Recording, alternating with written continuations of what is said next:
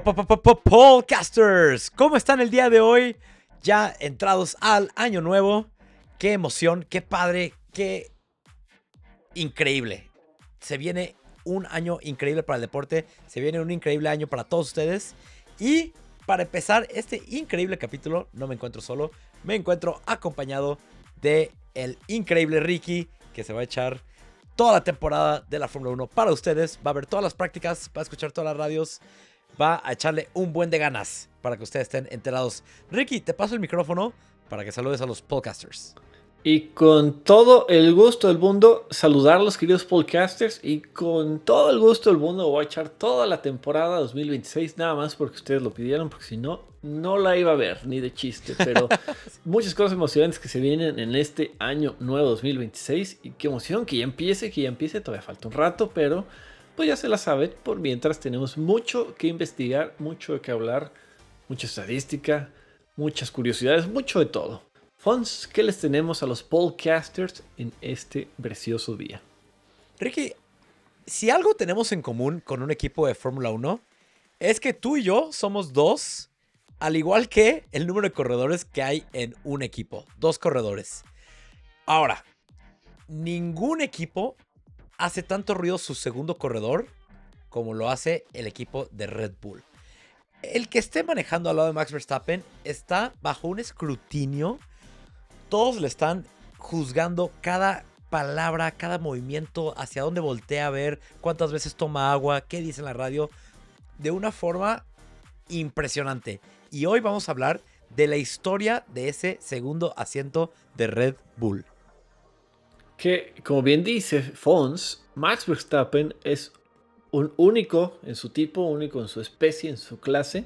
Entonces es muy difícil compararlo con cualquier persona. Pero este es el problema del segundo piloto de Red Bull. No solo es Max Verstappen, viene desde más atrás y ha sido un verdadero merequetengue que vale la pena analizar a detalle. Ricky, yo creo que nos podemos adelantar la historia de Red Bull y los primeros corredores donde no había un claro número 1 y número 2. Ahora, vamos a resumirlo rápidamente. En 2005 entra Red Bull al deporte, habiendo comprado el equipo de Jaguar. Y los primeros corredores que empiezan con el equipo son David Coulthard y Christian Klein y Pete Antonio Liuzzi. Era una cosa rara porque David Coulthard corría a tiempo completo y el segundo asiento lo rotaban entre Klein y Liuzzi. Una cosa rara. Coulthard se queda con el equipo hasta el año 2008, cuando entra, bueno, Mark Webber entra en 2007, ese nombre, muy importante, vamos a hablar mucho de Mark Webber. Coulthard se retira en el 2008, ¿quién entra? Vettel entra en el 2009 a el equipo de Red Bull y ahí es donde se abren las puertas a este famoso asiento número 2. Al famoso Multi 21, porque ya en el año 2009, después de 2 años de experiencia siendo ya un Red Bull mejor armado, con motor Renault, con su base completamente en su tierra local, en Austria, Red Bull ya tenía las armas, las herramientas, los pilotos, el auto, el motor, para empezar a competir más arriba, y es lo que hizo. Tanto su joven estrella, Sebastian Vettel, y Mark Webber empezaron a pelear mucho más arriba en la tabla. Ricky, pero Vettel, ¿de dónde vino? ¿Qué pasó? O sea, ¿por qué es tan relevante Vettel? Antes de Vettel, todos los corredores que habían corrido para Red Bull simplemente eran corredores conocidos, de mucho talento, pero ya. ¿Qué pasa con Vettel? Vettel es producto de la Academia de Jóvenes Talentos de Red Bull, al cual entran, varía cada año, pero entran desde 10 a 5 cada año. Y pues poco a poco van diciendo de que tú sigues aquí, a ti te vamos a soltar porque no cumplas con nuestras expectativas. Vettel es el primer corredor que llega al equipo de Red Bull siendo producto de esta academia.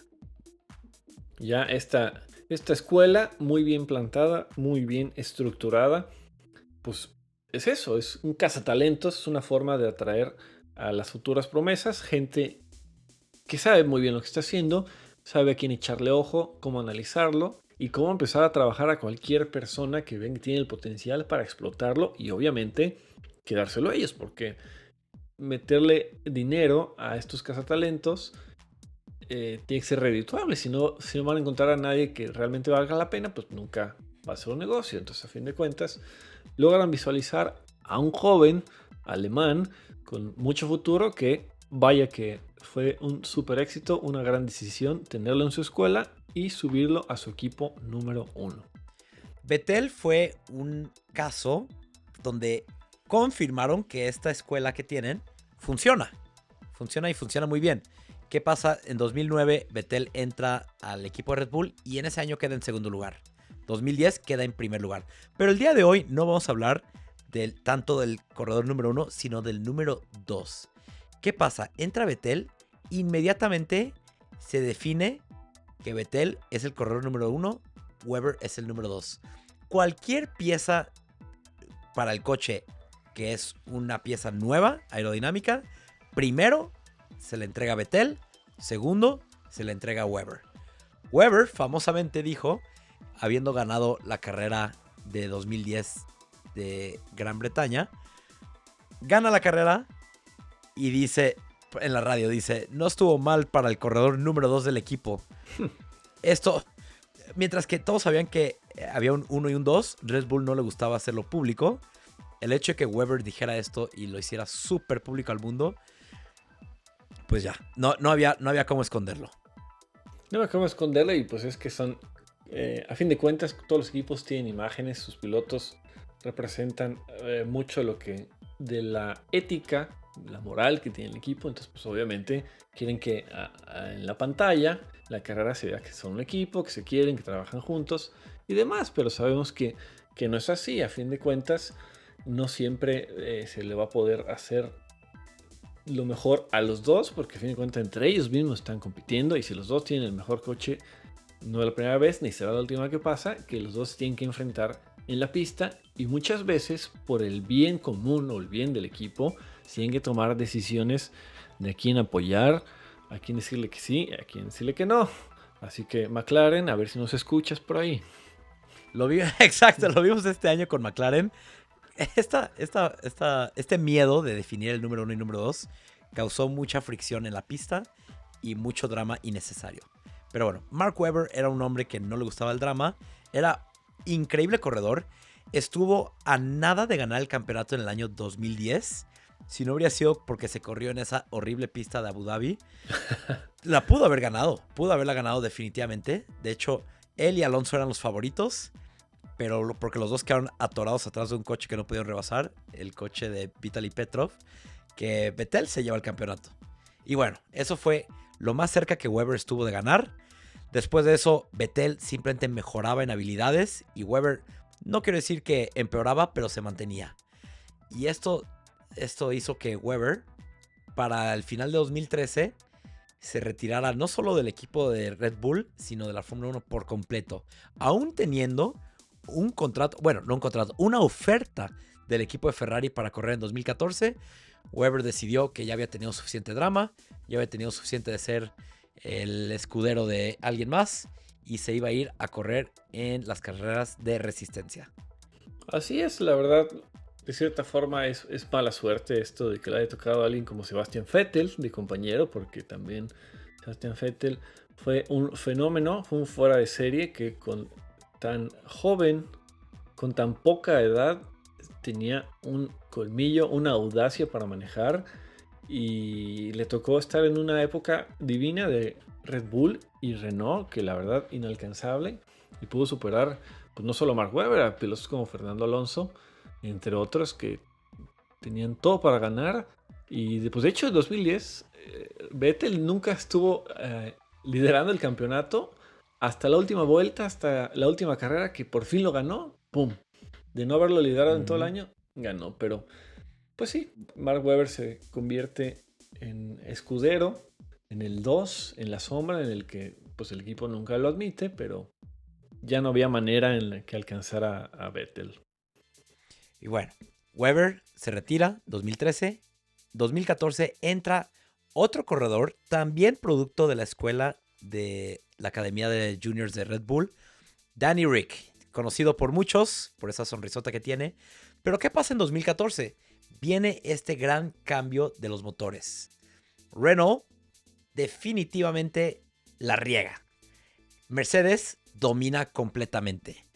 Pero impresionantemente, Ricky, el corredor que era número 2, Danny Rick, aún con un motor inferior, con un coche inferior a los Mercedes, logra no solo su primer victoria con Red Bull, sino que logra 3 victorias en el año 2014, mientras que Sebastián Vettel solo logra 4 podios, ni una victoria.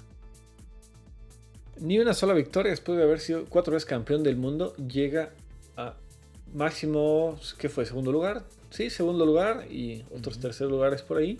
Pero su compañero, recién llegado al equipo, ¡pum! Victorias, puntos.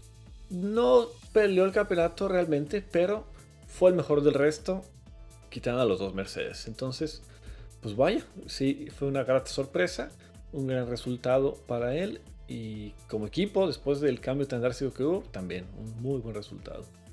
Súper buen resultado. Entonces, Danny Rick empiezan a haber estas dudas de que quién es el corredor número 1, pero no duran mucho porque Vettel decide dejar Red Bull, irse a Ferrari para 2015, y aquí es cuando se pone súper interesante la cosa. Para 2015 suben a Daniil Kvyat, corredor ruso, otro producto de la academia de Red Bull, y 2015 es un año bastante X para Red Bull, no consiguen grandes logros, creo que no consiguieron ninguna victoria, y ahí Danny Rick era el claro número 1, pero como no estaban teniendo ese éxito que disfrutaron con Vettel ni que han disfrutado con Max Verstappen, no hay necesidad de decir quién es el 1 y quién es el 2. Simplemente cada quien haga lo mejor que pueda. Daniil Kvyat consiguió unos podios, creo que Danny Rick también, pero hasta ahí.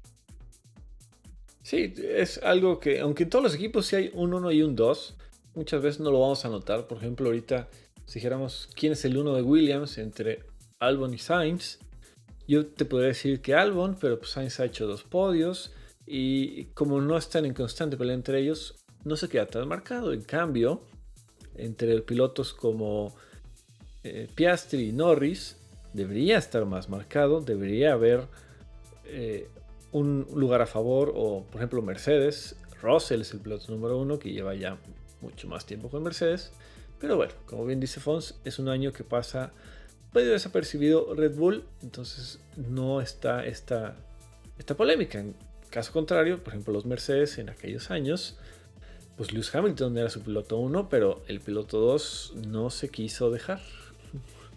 Sí, no se quiso dejar. Y pues bueno, ¿qué pasa para el próximo año? Ricky, aquí es donde en verdad se le avienta una bomba al equipo de Red Bull. 2016. 2016, increíble año, porque 2015 Red Bull medio celebró, pero todavía no al máximo, porque logran meter a Max Verstappen a su equipo junior. Esto, digo que celebraron porque Mercedes estaba intentando ficharse a Max Verstappen, pero Red Bull se lo lleva porque le prometen un asiento en su equipo junior y se lo dan. ¿Y qué pasa? Max Verstappen sorprende y en 2016 aún tienen a Danny Rick y a Daniil Kvyat para Red Bull, equipo A, y Max Verstappen en Toro Rosso, equipo B. Y a la primera oportunidad que tuvieron, Daniil Kvyat tuvo una colisión con Vettel en el Gran Premio de Rusia, la 4ª carrera del año. En su casa. En su propia casa. ¿Y qué pasa para la 5ª carrera, el Gran Premio de España? Lo reemplazan por completo. Daniil Kvyat lo bajan, Max Verstappen lo suben. Y Ricky, aquí es donde se pone bueno. Max Verstappen en la primera carrera que tiene con el equipo Red Bull, la gana. Se vuelve la persona más joven en ganar una carrera, entonces fue pues la increíble. Sensación. Sí, brutal. Completa sensación. Y aquí, si los ojos del mundo no estaban en Max Verstappen antes, ahora definitivamente estaban ahí. Pero Danny Rick definitivamente era el corredor con más experiencia, que tenía más talento en el momento, tenía más colmillo, vamos a poner así. Max Verstappen era muy rápido, pero aún cometía muchos errores. Tenía colisiones, chocó en Mónaco, chocaba contra gente, contra corredores, hacía movidas arriesgadas. Pero ¿qué pasa? 2017, esa diferencia entre corredores empieza a disminuir, empieza a disminuir, empieza a disminuir. 2018, Max Verstappen todavía es un corredor un poco rudo, un poco agresivo. Pero ¿qué sucede? Gran Premio de Azerbaiyán. Están peleando los dos Red Bull, una pelea increíble. Después de 3 vueltas donde Danny Rick rebasa a Max Verstappen vuelve a rebasar a Danny Rick vuelve a rebasar, Max Verstappen está por adelante. Al final de la recta, Danny Rick va a rebasar a Max Verstappen le cierra la puerta, pisa los frenos, Danny Rick no puede reaccionar a tiempo, chocan los dos fuera. ¿Por qué es importante este choque?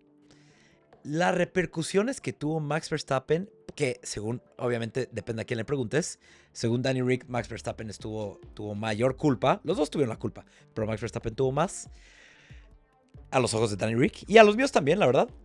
Pero el hecho de que Red Bull defendiera, y cuando digo defendiera, es que a los dos corredores los culpó igual, fue lo que hizo que Danny Rick abriera los ojos. Max Verstappen solo estaba mejorando. El equipo de Red Bull estaba 100% detrás de Max Verstappen. Danny Rick dijo, bueno, si yo no voy a ser el corredor número 1, ¿qué hago aquí?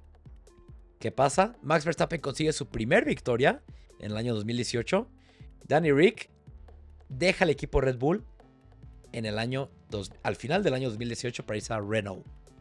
Sí, ya después de ese accidente que es el parteaguas, sin lugar a dudas, de la carrera de Danny Rick en general. A partir de ahí gana Mónaco, una extraordinaria carrera y una redención. Se redimió. Se redimió después de que le habían jugado con una parada de pits errónea en años anteriores, muy mala, pero bueno, gana esa carrera y después de Mónaco no vuelve a subirse al podio. Termina varias veces en cuarto lugar, pero hasta ahí, mientras que Max Verstappen gana carreras, se sube al podio constantemente y se va arriba de la tabla. Empieza a acercarse a los chicos de Ferrari que estaban peleando segundo y tercer lugar, porque Hamilton estaba en otra dimensión. Pero no volvimos a ver a un Danny Rick en un equipo, en un coche que tenía tantas posibilidades de competir podios, de ganar carreras y sobre todo un campeonato. Sí, no. Una pena porque, ¿te acuerdas? Tantos años hablaban de Danny Rick en el mismo aliento de futuros campeones como Max Verstappen y como hablan ahorita Charles Leclerc y George Russell. Lo tenían tan alto o sea, teníamos expectativas altísimas y pues bueno, tristemente no se pudo. Entonces, ¿qué pasa? Se sale Danny Rick. Pues se quedan. Esto fue una sorpresa para Red Bull. Anunció que se iba a ir del equipo a mediados de 2018. Entonces, ¿qué pasa? Red Bull tiene que pensar en un reemplazo. En 2018, Pierre Gasly entró al equipo de Toro Rosso, el equipo B de Red Bull, y la verdad sorprendió. No quiero decir que abrió los ojos de todo el mundo, pero sorprendió en su segunda carrera en Bahrein. Un cuarto lugar, estuvo bien, unos buenos resultados aquí y allá. Le ganaron la promoción para 2019. ¿Y qué pasa? Aquí es donde... híjole. No sé cómo explicarlo. Red Bull no sé si esta es una expresión en español también, solo se me ocurre en inglés, que se disparó en el pie. El hecho de que Max Verstappen es tan bueno, corrieron a Daniel Kvyat en 2017, pero como tenía una falta de corredores, se ve la necesidad de volverlo a contratar para 2018. Para 2019. Y no solo eso, Alex Albon, que era un corredor que ya habían despedido de su academia de corredores porque no había tenido el talento que ellos esperaban, lo vuelven a contratar porque se quedaron sin corredores. Necesitaban corredores en sus equipos. Entonces, ¿qué pasa? 2018, Pierre Gasly impresiona. 2019, sube a Red Bull. Y aquí es donde empiezan a ver cómo este segundo asiento de Red Bull estaba maldito. Pierre Gasly duró 12 carreras en ese asiento. Después del Gran Premio de Gran Bretaña, en el break de verano, lo reemplazan con Alex Albon. Hacen ahí un cambalache. Pierre Gasly baja al equipo de Toro Rosso. Albon sube al equipo de Red Bull. Y en su primera carrera en Bélgica, hace un buen trabajo, rebasando a Checo Pérez en la última vuelta. poniendo 2 llantas en el pasto. Hace un buen trabajo, pero creo que ahí es donde termina las expectativas de Alex Albon. Sí, la verdad es que empieza a haber este cambio prematuro que nos llama la atención a todos, pero desde ahí empieza todo este cambalache de parte de Red Bull de no permitir el desarrollo de un piloto en su equipo principal, que siento yo es contraproducente, pero pues tenían sus razones, y pues nuevamente teniendo a alguien como Max Verstappen, mucha presión en Pierre Gasly, mucha presión en Alex Albon, que veían a Max Verstappen ganar, lo veían pelear, lo veían podios, y el compañero no. Entonces, tanto presión del público, presión interna seguramente de sus ingenieros, presión interna de Helmut Marko, presión por todos lados para que el segundo piloto de Red Bull fuera algo que estuviera ahí peleando, como se vio en la época de Danny Rick con Max Verstappen, de Sebastian Vettel con Webber. Sí, y es algo que hasta la fecha, bueno, nos estamos adelantando. ¿Qué pasa? 2020 Alex Albon sigue ahí, pero no las da. No da el ancho, por lo tanto lo despiden. Y creo que no sabemos el resto de la historia. Entra Checo Pérez, el primer corredor que contrata Red Bull, que no es producto de su academia de jóvenes talentos. Te digo, ya no tenían corredores, ya no podían pensar en quién podían subir al equipo. Alex Albon lo pusieron como corredor de reserva. Y simplemente ya en 2021 a quién meten, a Yuki Tsunoda, y tenían a Pierre Gasly. O sea, Pierre Gasly no lo iban a volver a subir. Yuki Tsunoda en su primer año no lo iban a subir. Ya no tienen corredores. Entra Checo Pérez, tiene que 4 años entre buenos y no tan buenos, y sabemos que lo despiden al final de 2024. 2025 es una joya, porque entra Liam Lawson, el corredor que fue contratado por Red Bull con el menor número de carreras de experiencia, y también fue el que menos duró con Red Bull. Fracaso Total. 2 carreras duró, la de Australia y la de, ¿cuál fue la segunda? Bahrein, y se acabó. Y Yuki Tsunoda, sabemos la historia, estuvo el resto de 2025 y lo van a reemplazar con Isaac Hadjar. Ahora, Ricky, ¿cuál es la historia? O sea, ¿por qué nadie puede? Todos estos corredores sabemos que son súper talentosos. Pierre Gasly lo bajan a Toro Rosso, bueno, se llamaba Alpha Tauri ya en 2020, y gana una carrera. O sea, no manches. Gana una carrera con el equipo B. Isaac Hadjar consiguió podio este año. Yuki Tsunoda bien, o sea, como que no tiene resultados así que tú digas muy impresionantes, pero también no es un mal corredor. Ninguno es un mal corredor. Creo que la mejor forma en la que nosotros podemos explicarlo es lo que Alex Albon dijo en un podcast donde él describe su experiencia. Y lo que pasa es lo que sigue. Empieza el año y los corredores de Red Bull están... Max Verstappen tiene la ventaja, pero no es gigante la ventaja. Conforme pasa el año, tienen que desarrollar el coche. ¿Y a quién se lo van a desarrollar? ¿Lo van a desarrollar al gusto del corredor que tiene menos posibilidades de ganar o el que tiene más posibilidades de ganar? Obviamente se lo van a desarrollar a Max Verstappen. Y tiene una forma de manejar que le gustan los coches que son puntiagudos. ¿Y a qué me refiero con puntiagudos? En que la mayoría de la tracción viene de las llantas delanteras y no de las traseras. Lo que la mayoría de los corredores les gusta es de las traseras. Max Verstappen no. Por lo tanto, Max Verstappen tiene un coche que cada vez le gusta más. Cada vez está teniendo una mayor ventaja sobre sus compañeros.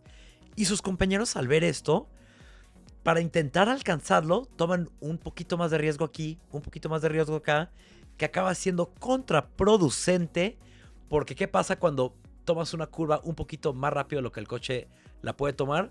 Se sobrecalientan las llantas. Unas que se sobrecalientan las llantas tienen menos tracción. Empieza a deslizarse más. Se empieza a deslizar, se empiezan a desgastar más. Es un ciclo vicioso.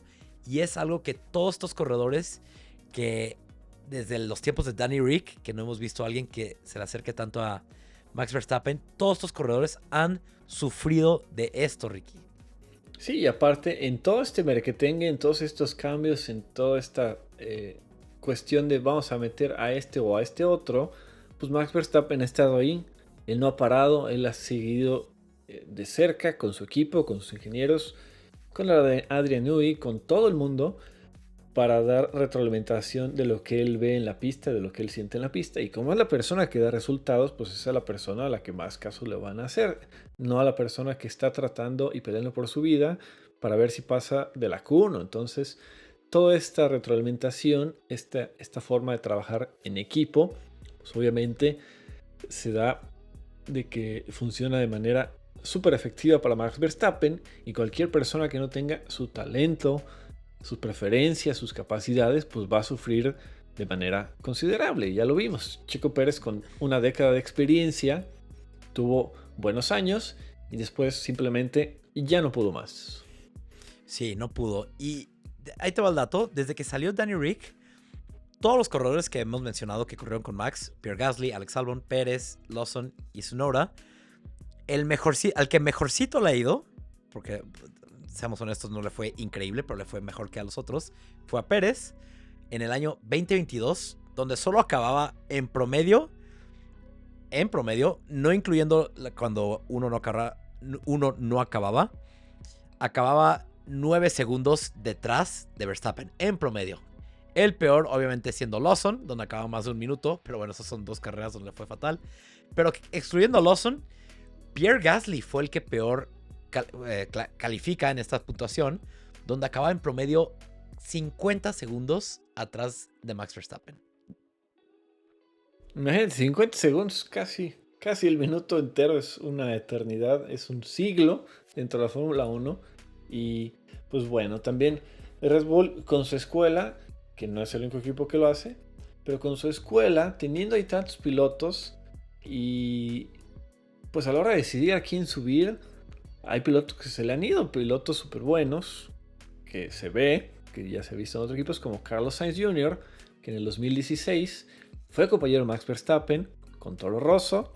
Suben a Max, le pasan a Daniel Kvyat, pero siento que en ese año se da cuenta él de que ya con Max Verstappen ahí arriba, de aquí a que me toca a mí, pues quién sabe cuánto va a pasar y se me va a ir la vida, y decide abandonar Toro Rosso, o sea, la escuela de Red Bull, que después pasa lo de Sergio Pérez, que también fue inesperado en ese aspecto de que estás metiendo a alguien que no es de la escuela, porque el camino era, te metes a Toro Rosso, le echas ganas, y cuando alguien de los de arriba se equivoque, lo van a poner en la guillotina y me toca subir a mí. Carlos Sainz no se esperó. Sí, y no solo eso, Ricky, sino que Carlos Sainz también tuvo muchos problemas, la familia de Carlos Sainz con la familia Verstappen, así que bueno, eso es una tangente. Ricky, una cosa curiosa ahorita que mencionaste a Sainz y a Pérez, es que Pérez era una solución temporal. El plan era tenerlo 1 o 2 años, pero ¿qué pasa? No tienen corredores. No tenían corredores para poder llegarle a Verstappen. Por lo tanto, Pérez se queda ahí 4 años y tenía contrato para otros 2. Creo que lo mejor para Red Bull hubiera sido mantener a Pérez. Lo mejor para Pérez fue que lo corrieron, porque gracias a eso subieron a Tsunoda y a Lawson y vieron el desastre que fue eso. Así que consiguió chamba en Cadillac. Pero lo peor es que Red Bull tiene esta maldición porque tiene un corredor demasiado bueno, pero demasiado específico en su forma de manejar. Súper específico. Pero sí, realmente Checo Pérez entra, se le abre la puerta y, como dices, ya no había quien meter. Estaban tratando de poner en el Red Bull Junior algún piloto que dijeran, este va a ser el bueno que cambie, pero no se veía nada con claridad.